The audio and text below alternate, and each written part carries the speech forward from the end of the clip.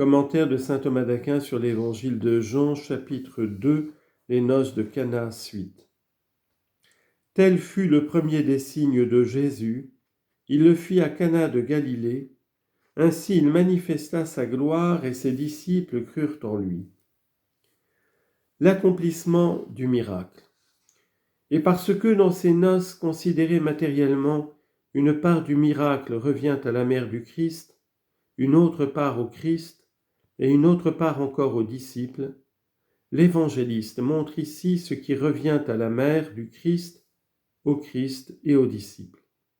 À la mère revient le soin de solliciter le miracle, au Christ de l'accomplir, aux disciples de l'attester. Le vin venant à manquer, la mère de Jésus lui dit « Ils n'ont plus de vin ». Jésus lui répondit « Femme, qu'y a-t-il entre toi et moi ?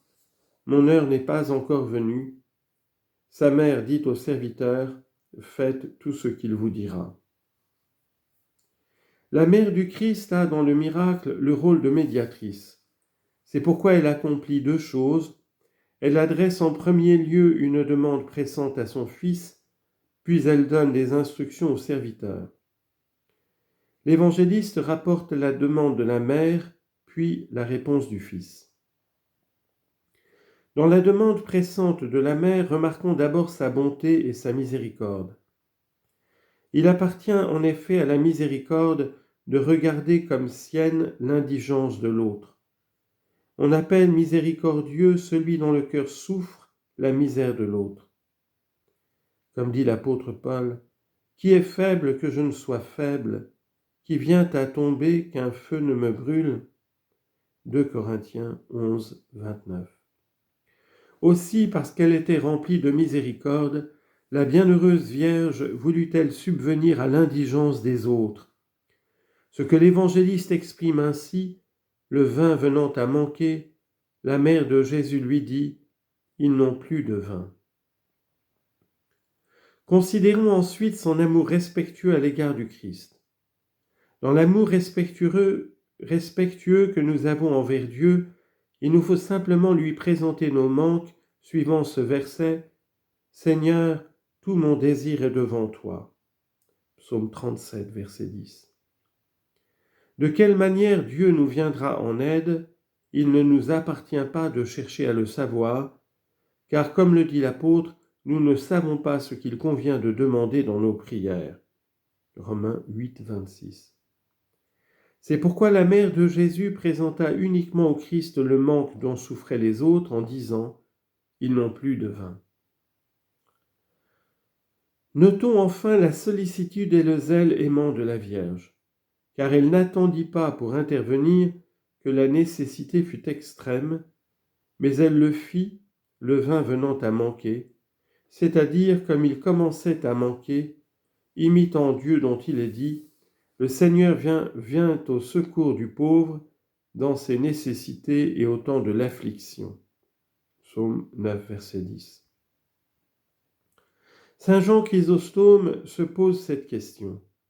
Pourquoi la Vierge n'a-t-elle pas incité le Christ à accomplir des miracles avant ce moment ?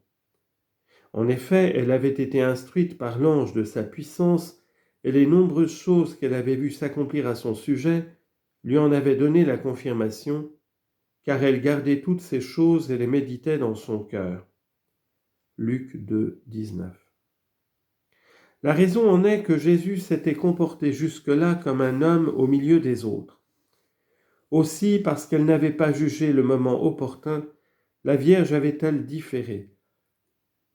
Mais à présent, après le témoignage de Jean, après la conversion des disciples, elle invite avec confiance le Christ à opérer des miracles, représentant en cela la synagogue qui est la mère du Christ.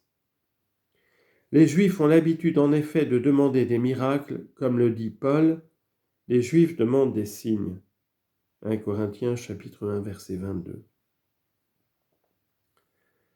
La mère de Jésus lui dit donc « Ils n'ont plus de vin ».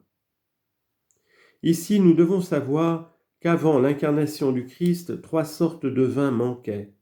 Le vin de la justice, celui de la sagesse et celui de la charité ou de la grâce. Le vin, en effet, est âpre, et c'est à ce titre que la justice est appelée vin. Le bon samaritain versa du vin et de l'huile sur les plaies du blessé. Luc 10, 34. C'est-à-dire la sévérité de la justice mêlée à la douceur de la miséricorde. Seigneur, tu nous as fait boire un vin de larmes. Psaume 59, verset 5. Le vin, d'autre part, réjouit le cœur de l'homme. Psaume 103, verset 15. C'est en cela que la sagesse est vin, car sa méditation apporte la joie la plus vive. Sa société ne cause aucune amertume, ni son commerce aucun ennui, mais le contentement et la joie. Sagesse 8, 16. De même, le vin enivre. Amis, buvez, enivrez-vous, mes bien-aimés. Pour cette raison, on dit de la charité qu'elle est un vin. J'ai bu mon vin avec mon lait. Cantique des Cantiques 5.1. Et la charité est encore dite vin en raison de l'ardeur que celui-ci apporte. Le vin fait s'épanouir les vierges. Zacharie chapitre 9 verset 17. Certes, le vin de la justice manquait dans l'ancienne loi, sous laquelle la justice était imparfaite. Mais le Christ l'a rendue parfaite, lui qui a dit « Si votre justice ne surpasse pas celle des scribes et des pharisiens, vous n'entrerez pas dans le royaume des cieux. » Matthieu 5, 20. Le vin de la sagesse manquait aussi, car elle était cachée et donnée en figure, puisque, comme le dit l'apôtre au sujet des Juifs, tout leur arrivait en figure. 1 Corinthiens 10, 11. Mais le Christ l'a rendu manifeste, car il les enseignait en homme qui a autorité. Matthieu 7, 29. Enfin, le vin de la charité faisait aussi défaut, car les Juifs avaient reçu un esprit de servitude qui les laissait dans la crainte. Mais le Christ changea l'eau de la crainte en vin de la charité, puisqu'il nous donna un esprit d'adoption filiale qui nous fait nous écrier « Abba, Père » Romains 8, 15. Et que la charité de Dieu a été répandue dans nos cœurs par l'Esprit Saint qui nous a été donné. Romains 5, 5. Femme, qu'y a-t-il entre moi et toi? Mon heure n'est pas encore venue. L'évangéliste rapporte ici la réponse du Christ à Marie. On a pris occasion de cette réponse pour tomber dans 3 hérésies. Les manichéens disent que le Christ n'a pas eu un corps véritable, mais imaginaire. Valentin, lui, affirme que le Christ avait assumé un corps céleste en prétendant que, quant à son corps, il ne devait rien à la Vierge. Il tire argument pour son erreur de la réponse de Jésus à Marie, « Femme, qu'y a-t-il entre toi et moi ?»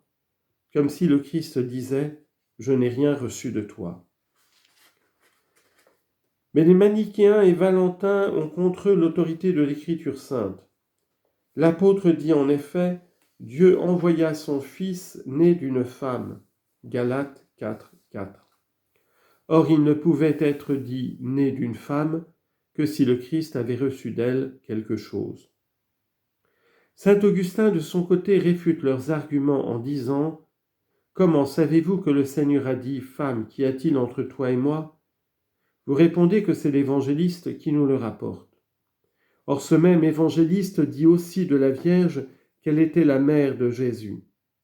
Si donc vous vous fiez à Jean lorsqu'il rapporte que Jésus a dit à sa mère « Femme, qu'y a-t-il entre toi et moi ?» croyez-le encore lorsqu'il vous dit « Et la mère de Jésus y était ». Hébion, lui, prétend que le Christ a été conçu d'une semence virile. Quant à Helvidius, il affirme que la Vierge ne demeura pas vierge après l'enfantement. Tous deux fondent leur erreur sur le mot « femme » employé par Jésus, qui leur paraît impliquer la corruption. Mais cela est faux, puisque le mot « femme » est parfois employé dans la Sainte Écriture pour désigner uniquement le sexe féminin. Par exemple, dans ce texte, lorsque vint la plénitude des temps, Dieu envoya son Fils né d'une femme.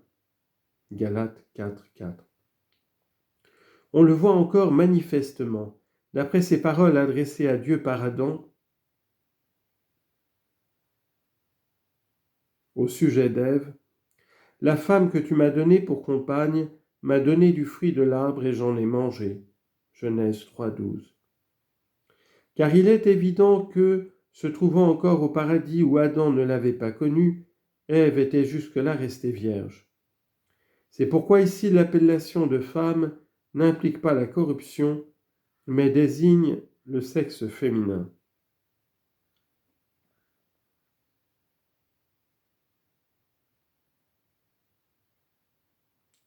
Les priscillanistes, eux aussi, n'ont pris occasion de ces paroles du Christ « Mon heure n'est pas encore venue » pour tomber dans l'erreur. Ils affirment que tout arrive selon le destin. Les actions des hommes, même celles du Christ, sont soumises à des heures déterminées. C'est pour cette raison que Jésus aurait dit « Mon heure n'est pas encore venue ». Mais cela n'est vrai pour personne. En effet, puisque l'homme est capable d'un choix libre et que ce choix libre dépend de sa raison et de sa volonté qui sont immatérielles, il est évident que l'homme dans son choix n'est soumis à aucun élément corporel, mais qu'il en est plutôt le maître. Car les réalités immatérielles sont plus nobles que les matérielles, et voilà pourquoi Ptolémée déclare que le sage est maître des astres. De plus, cette fausse théorie convient d'autant moins au Christ qu'il est le créateur des astres. Aussi, lorsqu'il dit « Mon heure n'est pas encore venue », ces paroles doivent-elles s'entendre de l'heure de sa passion, heure déterminée non par la nécessité, mais par la divine providence. À ces hérétiques, on peut encore opposer ces paroles de l'ecclésiastique. Pourquoi un jour l'emporte-t-il sur un autre ? C'est, répond-il, la science du Seigneur qui a établi entre eux des distinctions. Siracide, chapitre 33, versets 7 et 8. Autrement dit, ce n'est pas le hasard qui les distingue l'un de l'autre, mais la divine providence. Ces opinions étant donc réfutées, cherchons la raison de cette réponse du Seigneur. « Femme, qu'y a-t-il entre toi et moi »